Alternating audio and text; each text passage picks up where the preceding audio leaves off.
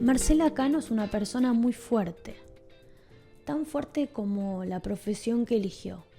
Ella es abogada, especialista en los derechos de las mujeres y los chicos. Es quien defiende los asuntos legales de la asociación civil Madres Víctimas de la Trata. A ella la interpelan los temas que son injustos, esos temas que no deberían nunca suceder. Conocerla a Marcela y charlar con ella es un baño de realidad sobre asuntos tan duros como difíciles de escuchar. Bueno, bienvenida Marcela a En Profundidad, el podcast de Jessy Jalife. Es un honor para mí que estés acá. Lo primero que te quiero preguntar es ¿quién sos? Wow, primero decirte gracias. Cómo decir que no a una invitación que viene de tu parte y aparte con esta sonrisa que siempre pedís y que no se te puede decir que no.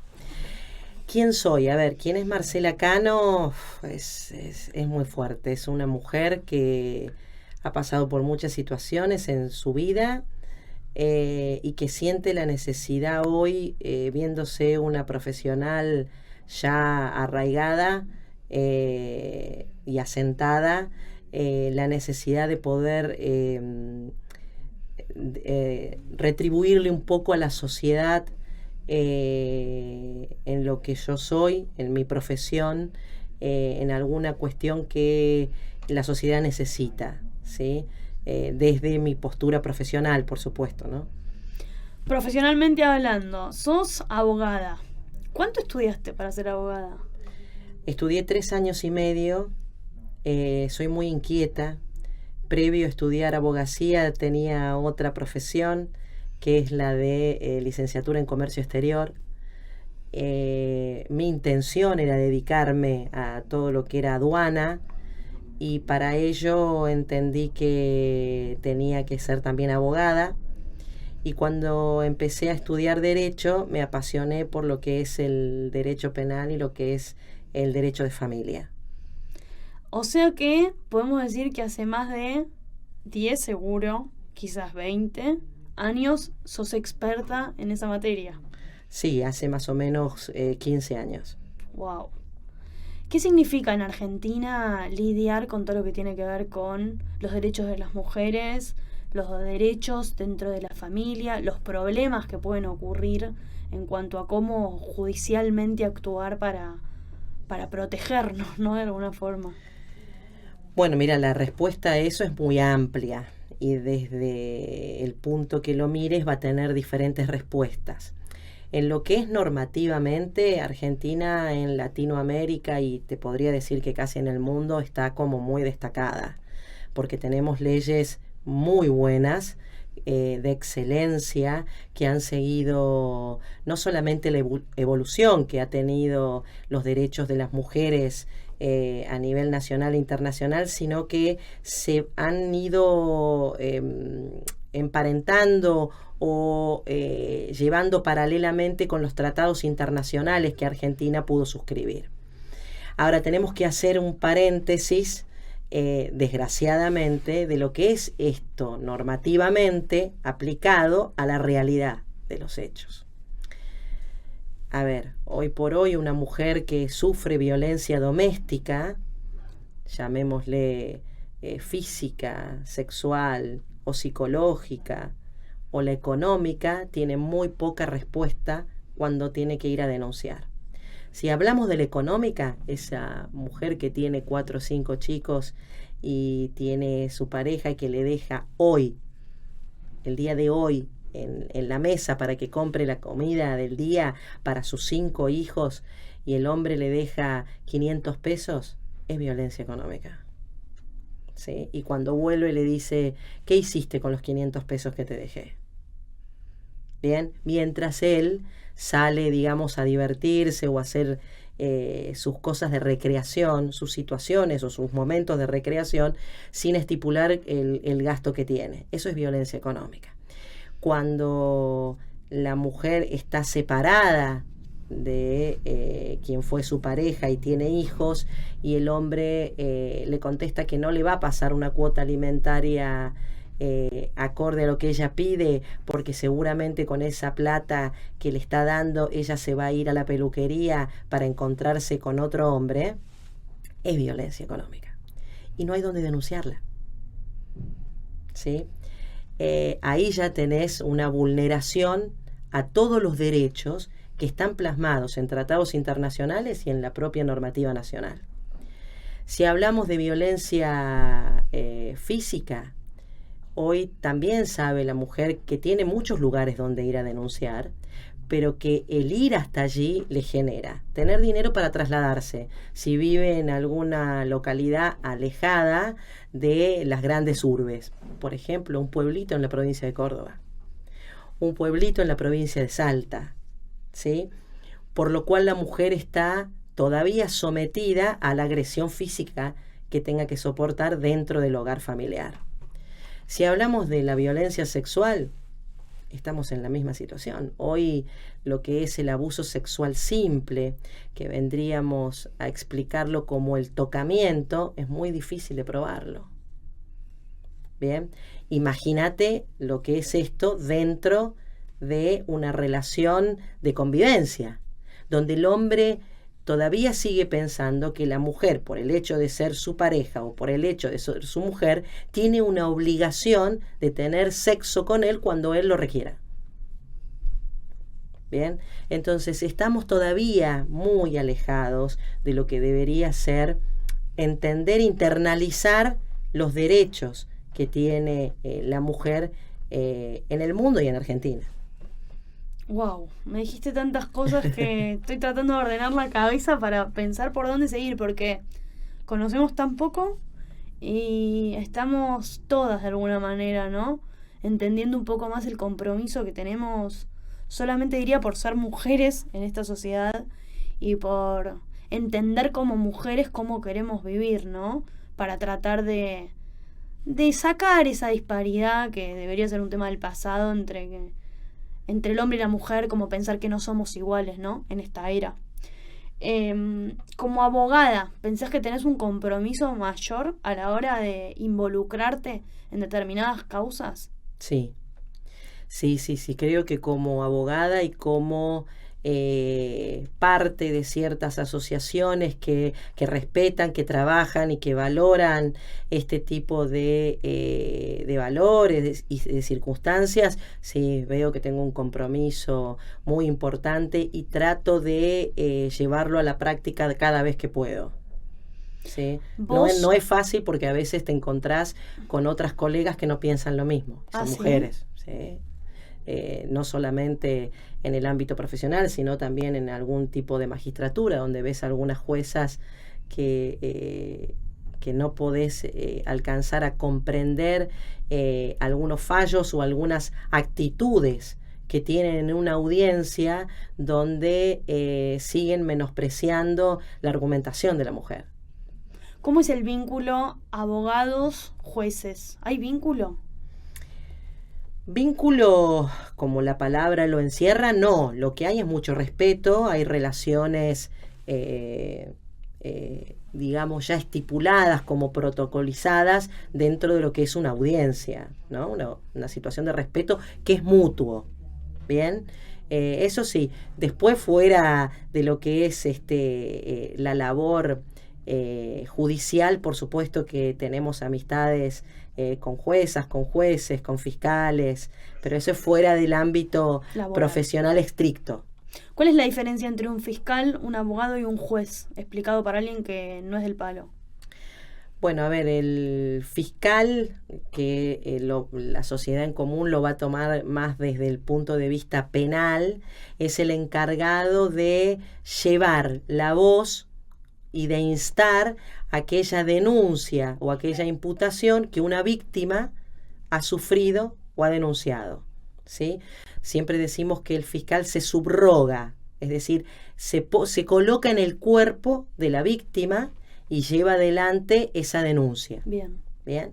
El juez es el que va a merituar si en el ámbito penal, si después de haber valorado todo un plexo probatorio, o sea, toda una cantidad de pruebas que pueden ser testimoniales, documentales, periciales. Va a poder valorar si una persona es culpable o no. Ujú. Y en el ámbito de familia hay pocos fiscales. Ellos lo que hacen es controlar la legalidad de lo que se ha presentado, de lo que se ha hecho, y es el abogado sí como un árbitro que está entre dos partes. Siempre en el ámbito de familia o en el ámbito del derecho civil va a haber dos partes, actor, demandado. Bueno, y es él el árbitro, digamos, el que va a decidir cuál de las dos pretensiones es la que debe ser admisible. Vos como abogada, ¿no? ¿Cómo elegís los casos que llevas a la justicia? Bueno, en mi estudio somos varias colegas que trabajamos y yo puedo darme el lujo de poder elegir qué caso voy a proseguir en lo personal. El resto de las personas que vienen con algún conflicto, con alguna situación al estudio, pueden optar por las otras colegas que están junto a mí. Siempre lo que es el estudio Cano ha tenido como referencia algún caso en especial que sea de muy bajos recursos y que se relacione con el abuso sexual infantil o con la violencia de género. Lo llevo yo en persona sin ningún tipo de inconveniente y no importa de qué localidad sea. Exactamente.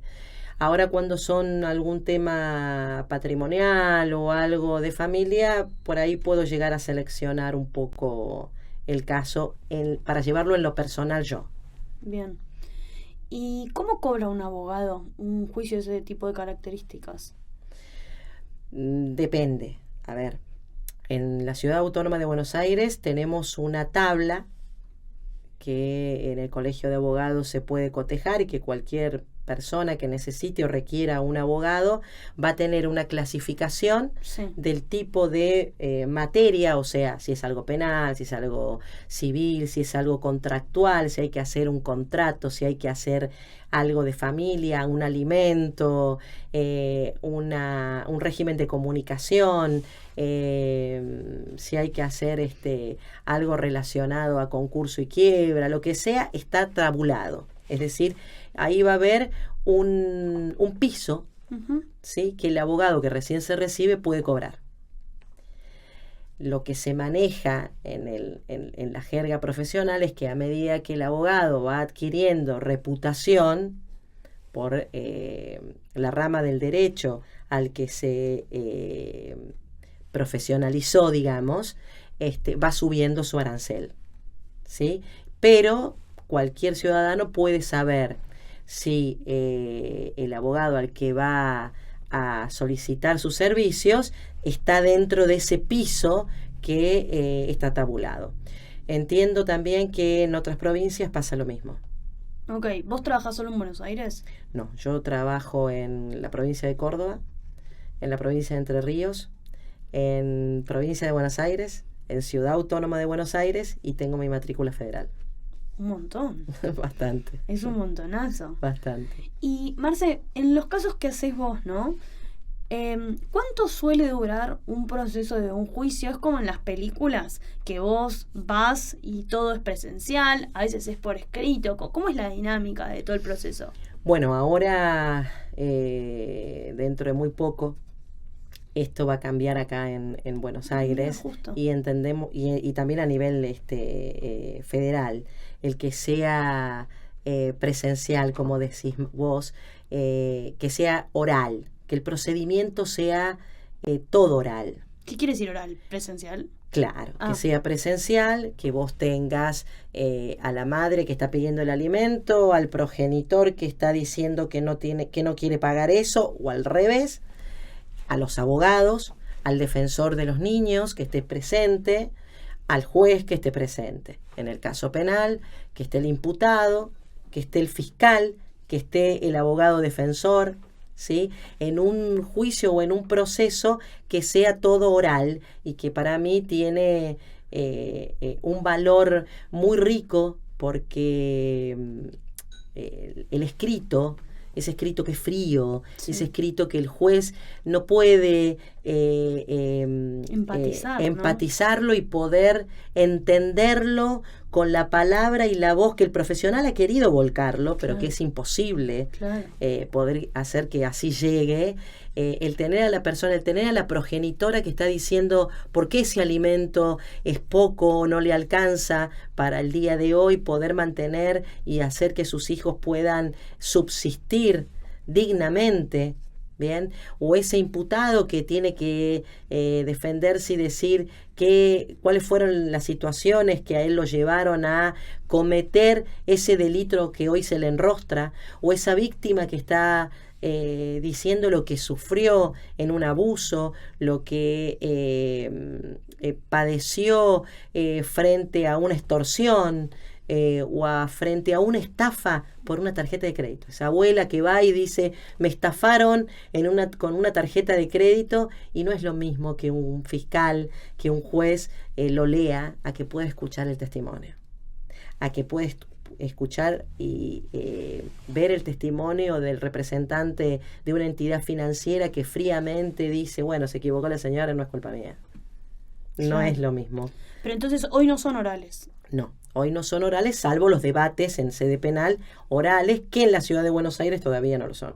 En algunas provincias sí. Esto es hace muchos años así, ¿Qué?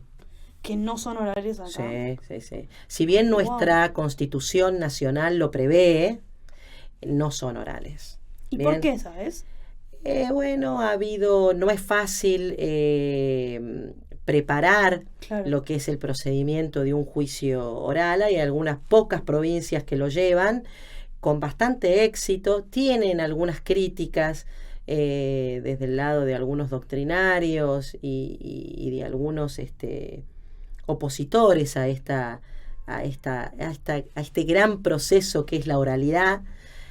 Son los menos, pero bueno, creo que son procedimientos y procesos que van a ir avanzando, y con nuestro cambio del Código Procesal Federal Penal, el tema de la oralidad va a ser ya a nivel nacional.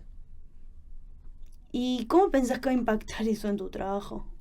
Nosotros nos venimos preparando hace mucho tiempo. Lo que sí te podría ampliar la respuesta a esa pregunta diciendo que lo que veo es que el colega que recién se recibe no va a estar preparado para esto. Y eso me parece muy injusto. Me parece que los colegios de abogados, los organismos deberían ayudar, contener y preparar al colega que recién se recibe para esta situación de oralidad que se viene. ¿Por qué? Porque en un proceso de esta índole vos ya no vas a poder trabajar en soledad, vas a tener que trabajar en equipo. Claro. Vas a tener que tener expertos en ciertas materias, vas a tener que tener, esto desde mi postura, como veías vos en las películas, los investigadores. ¿Te acordás que alguna película, no sé, si ves CSI o La Ley y el Orden, esas series muy renombradas, Sí.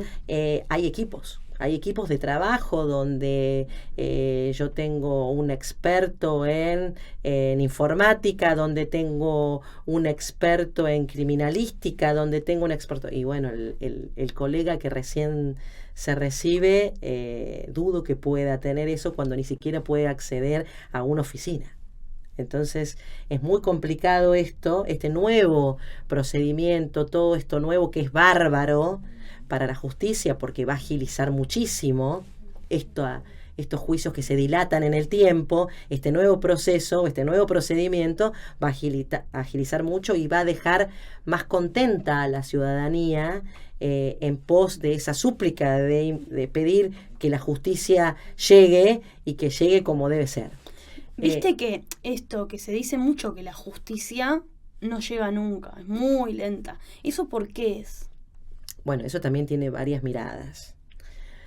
Vos vas a tener aquel justiciable que dice la justicia no llegó porque lo que él pretendía no fue admitido judicialmente. Eso es una postura. Uh-huh.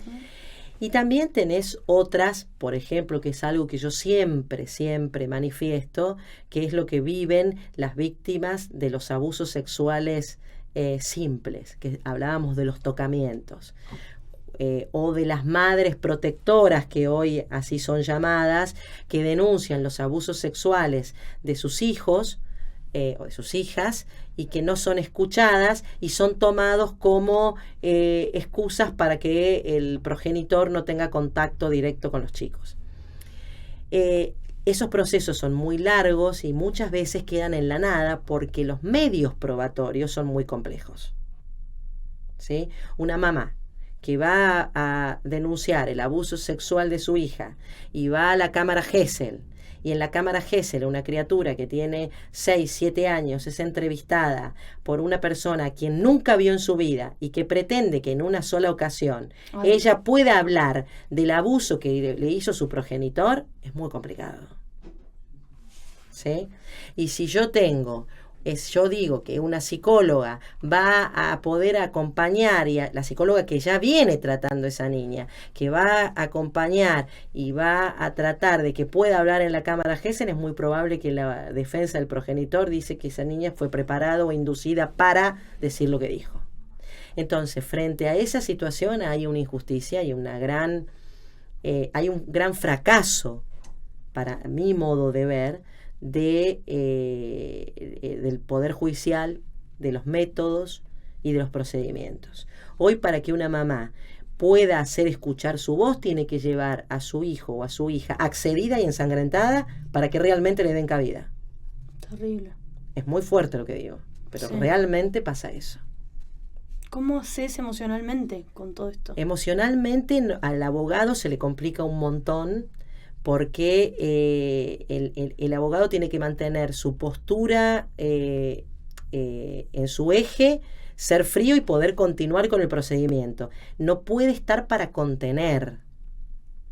¿Sí? Qué jodido. Es muy complicado ver a una madre que llora todo el tiempo y que en un momento viene y te dice, doctora, me están acusando a mí, soy yo ahora la imputada, cuando el verdadero monstruo de mi hija o de mi hijo está en libertad acusándome a mí.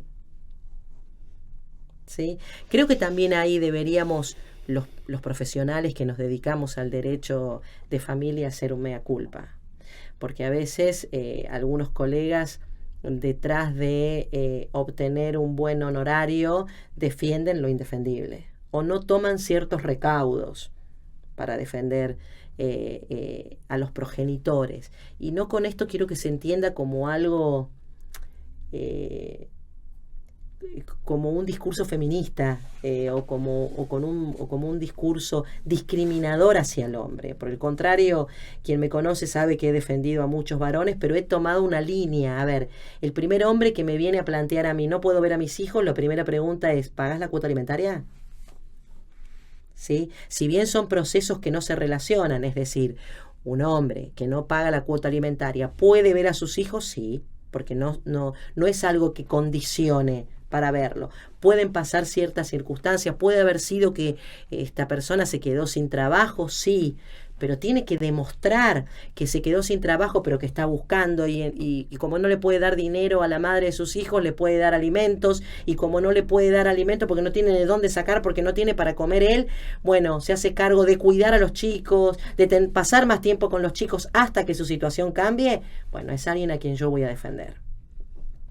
Si esa persona, si viene a mí un progenitor que me dice, yo fui acusado de abuso sexual de mis hijos, y no, yo no lo voy a poder defender, porque para mí lo más importante en mi vida, en mi carrera profesional, son los niños. Y es algo que con eso no puedo transar ni con que me ofrezcan el dinero del mundo. ¿Qué preparación hay que tener para trabajar tanto con chicos? Yo te conozco afuera de este estudio y sé que dejas la vida, y sobre todo sé que dejas la vida por chicos muy chicos. ¿Cómo es involucrarte tanto emocionalmente en lograr llegar a la esencia de el discurso, de pensar que esa persona tiene algo para decir y lograr que te lo diga? Y una vez que te lo dice, ¿qué hacer con eso? Porque bueno, es una enorme responsabilidad lograr, ¿no? Tener esa intimidad con un niño y que te cuente algo tan jodido, porque no deja de ser un menor de edad con toda su vida completamente destrozada por cosas que no le tendrían que haber pasado a un chico, ¿no?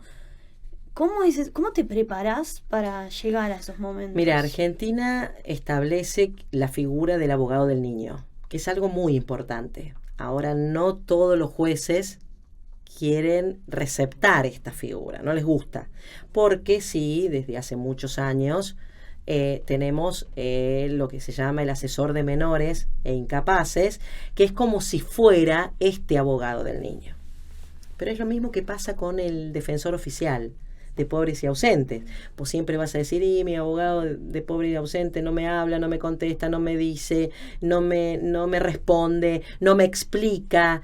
Una de las críticas que solemos debatir o hacer cuando nos juntamos en rueda de profesionales, lo más fácil para el abogado defensor es que su defendido vaya a una probation.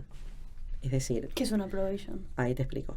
Hay una persona que está acusada por un delito que puede acceder a un procedimiento que, sin reconocer culpabilidad, le hace entrar en un proceso donde se establecen ciertas normas de conducta. A ver, que no salga fuera de la jurisdicción, o sea, de donde vive, que pueda realizar tareas comunitarias en alguna entidad, que haga algún tipo de curso, que no tenga otra denuncia por otro delito en el término que establece la ley, puede acceder a eso. Entonces, si yo tengo que, por ser defensor oficial, tengo 150 imputados que están en una situación en la cual yo tengo que ver si voy a juicio, este juicio de la oralidad que te contaba yo, o un juicio como los comunes que llevan un montón de tiempo, y puedo acceder a una probation, que le digo, gordo, anda a la probation, que con esto zafá, te van a dar un año para que vayas a limpiar a alguna organización o que vayas a servirle la leche en algún merendero, haces un curso y ya está. Pero esto también pasa porque los colegas que están en las defensorías están saturados. Son muy pocos con muchos imputados. Bien. Por supuesto que el que puede acceder a un abogado pago que se va a dedicar a la causa, es muy probable que le diga, no señor, no señora, vamos a continuar con el proceso y es muy probable que yo la saque sin que usted tenga que acceder a una probation. Ok. ¿Sí? Entonces eso está en establecer qué pasa con un procedimiento y con el otro. Pero yendo a la pregunta que me decías en relación a cuál es cómo debe instruirse un profesional que se dedica a esto con niños. Como te decía, está la figura del abogado del niño. El abogado del niño debe tener una capacitación en lo que es familia y niñez, pero no hablan de la experiencia. Y lo que yo he visto a lo largo de los años que me vengo dedicando a esto, trabajando en barrios carenciados, trabajando en ONGs que se dedican al tema del abuso sexual infantil, de la explotación sexual infantil y de la trata, puedo decir que yo puedo tener mucha teoría, pero si no tengo la práctica no puedo llegar. Estos psicólogos que entrevistan a niños abusados, explotados o tratados, tienen mucha teoría encima, porque si no, no deberían estar en los espacios en los cuales están con el aval del Poder Judicial. El tema es que no sé si tienen la llegada a un niño. Yo lo que he podido adquirir, y eso no sé, no te podría explicar bien cómo se logra, lo que he podido adquirir es llegar a niños que se han negado a hablar con otras personas y que conmigo, después de 3 o 4 entrevistas, han podido sacar todo ese dolor que conlleva un abuso sexual. ¿Y ahí qué haces? Y ahí lo que haces es tomar la decisión si vas a representar la voz de ese niño y la luchas a morir, ¿sí? Porque si esa criatura, esa niña o ese niño confió en vos, vos no lo podés defraudar. ¿Y cómo es el proceso de mostrar pruebas que sí que es tan complicado, ¿no? A la hora de que un juez después diga, sí, lo que vos decís es así. ¿Por qué es tan complicado? Y porque vos, es difícil que vos pruebes que, por ejemplo, un papá le tocó las partes íntimas a su hija. ¿Sí? Es muy difícil. Eso, la única forma de probarlo hoy es que esa criatura hable en una cámara Gesell y pueda explicar con sus palabras cómo fue ese tocamiento. Ok. ¿Sí? Fuertísimo. Es muy fuerte, vuelvo a repetir, te estoy hablando de alguien de 5 o 6 años, pero te cuento el caso que fue muy relevante para mí, que salió de una situación de mucha promiscuidad en un barrio carenciado, y el abusador era un vecino. Su mamá, la mamá de las niñas, estaba en una situación muy complicada de adicción, de prostitución, y las nenas con hambre a la noche, tarde, tocaban la puerta de los vecinos y pedían para comer. Y un día, una persona, un vecino, abre la puerta, les da de comer, las hace dormir en su casa, y en el momento en que están pernoctando, abusa de ellas tocándolas. Una de ellas tenía 4 años y la otra tenía 6 años. Ay, Dios. Muy chiquitas. Cuando hablan conmigo, perfectamente me cuentan qué había pasado, cómo había sido, pero ella había que llevarlas a la cámara Gesell.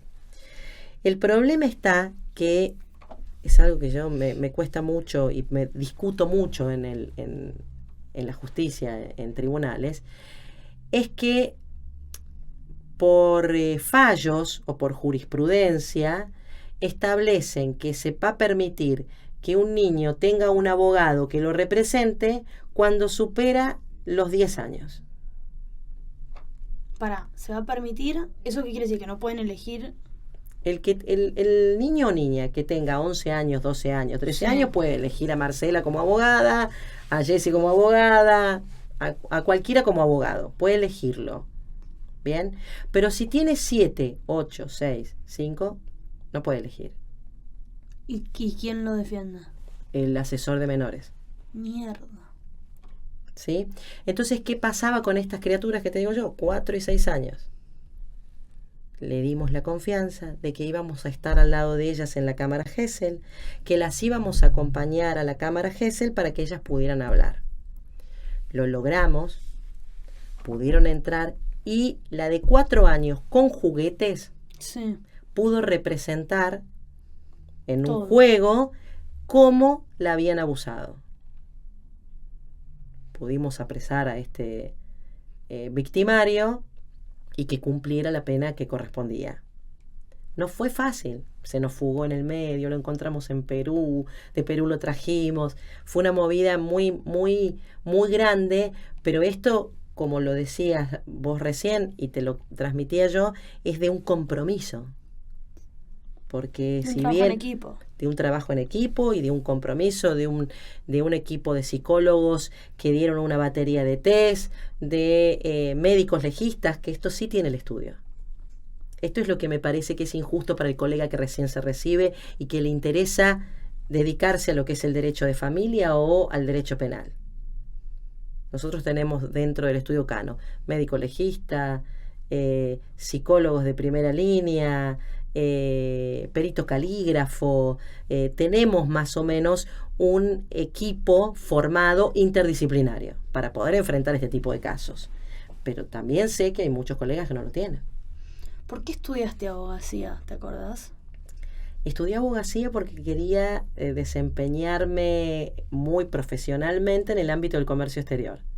Hice una especialización de exportación fuera de Argentina y entendía que tenía que saber más de derecho, que tenía que involucrarme en la abogacía para poder ejercer esto del comercio exterior, que me resultaba muy fácil y que me gustaba, ¿sí? Pero que yo no servía para ir a puerto.